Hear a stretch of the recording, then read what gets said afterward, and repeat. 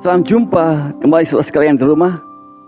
Saya Pastor John Tring datang dari Paroki Santo Simon Petrus Gembala, Sukuminasa. Hari ini kita jumpa dalam renungan harian tanggal 3 Oktober 2020. Kita mulai dengan tanda salib lebih dahulu. Dengan Patris, et Filii, et Spiritus Sancti. Amin. Saudara sekalian, Tuhan Yesus ada. Kita percaya Dia melihat kita. Tema kita hari ini adalah berdaya tahan karena kuasa Roh Kudus. Di mana letak daya tahan kehidupan seseorang? Seluruh kitab Ayub berisi berbagai keluh kesah dan perdebatan Ayub melawan tiga temannya, tiga sahabatnya, mengenai makna penderitaan yang dialami oleh Ayub. Dalam penderitaannya yang dia alami, Ayub menunjukkan bahwa dia sama sekali tidak memiliki dosa yang tersembunyi sekalipun. Namun dia juga tidak marah kepada ketiga sahabatnya itu. Memang amat tak masuk akal baginya segala derita yang dia alami kalau dikaitkan dengan kedosaan. Meskipun begitu, dia tidak mengerti apa yang dia alami akan situasinya. Tak sedikit pun Ayub melemparkan kesalahan kepada orang lain, dan dia tidak pernah persalahkan Tuhan sama sekali. Yang kedua, berani sadari diri kita dan terima keadaan kita. Yang jelas, dalam segala pemberontakan batinnya untuk mencoba memahami situasi dirinya dan bahkan mencoba memahami kehendak Tuhan atas dirinya, Ayub akhirnya belajar untuk mendengarkan firman Tuhan. Dia mengakui bahwa selama ini dia sungguh keliru dalam memahami Tuhan dan ternyata salah menafsirkan kehendak Tuhan.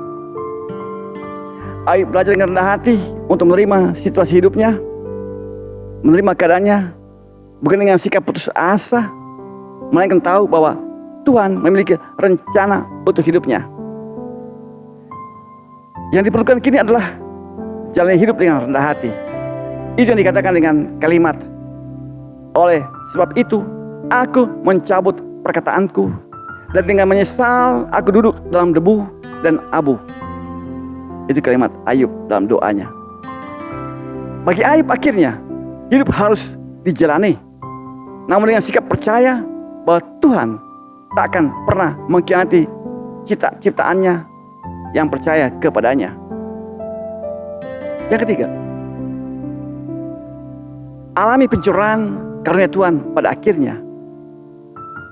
Lalu kisah Ayub akhirnya adalah bahwa setelah dia sungguh jalani hidupnya dengan sikap percaya akan kehendak Tuhan, apa yang terjadi? Dia ternyata mengalami Tuhan memberi dia kelimpahan dalam berbagai berkat.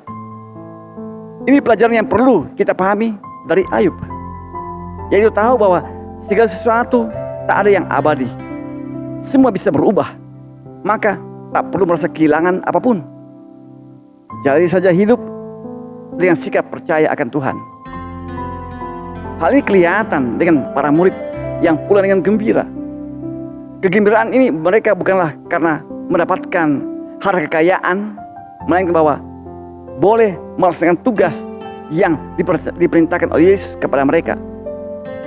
Mereka alami sendiri akhirnya betapa setan-setan pun takut kepada mereka. Yang keempat, karunia bukanlah harta, melainkan memperoleh daya ilahi. Mengenai pentingnya taklukkan kuasa setan, mengapa penting bahwa mereka taklukkan kuasa setan? Sebab kuasa setan itu yang membangun ketidakseimbangan dalam kehidupan ini, termasuk dalam jiwa manusia. Apa ketidakseimbangan itu? Kebencian, hasutan, nafsu jahat, hasad memperbudak sesama secara seksual, mempermainkan orang lain. Pendeknya, semua hal yang merendahkan martabat manusia itu sendiri. Para rasul diutus untuk membebaskan manusia dari kuasa iblis.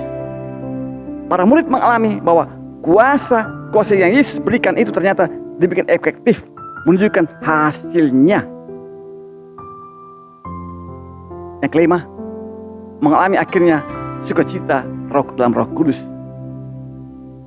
Inilah sebenarnya sukacita sejati yang didapatkan oleh para murid. Para murid mengalami sendiri kuasa Allah yang mereka alami dalam kehidupan mereka. Caranya adalah mereka belajar hidup. Mereka serahkan hidup mereka di tangan Tuhan. Itu Tuhan akan melimpahkan karunia ilahinya kepada manusia. Yesus menyatakan mereka itu boleh berbahagia. Oleh karena apa? Karena membiarkan diri dipakai oleh Tuhan. Berbahagia bukan soal memiliki harta, melainkan karena mengalami kuasa Tuhan dalam hidup mereka. Yaitu bahwa boleh melayani sesama dan ada kuasa Tuhan dalam kehidupan mereka.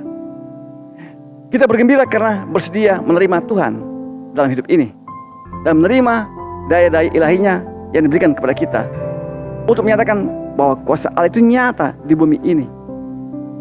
Ini yang namanya sukacita Roh Kudus, yaitu Allah memberi kita rohnya yang kita miliki kuasa untuk mengalahkan iblis. Dan ini sukacita yang memberi kita daya tahan dalam kehidupan ini. Amin.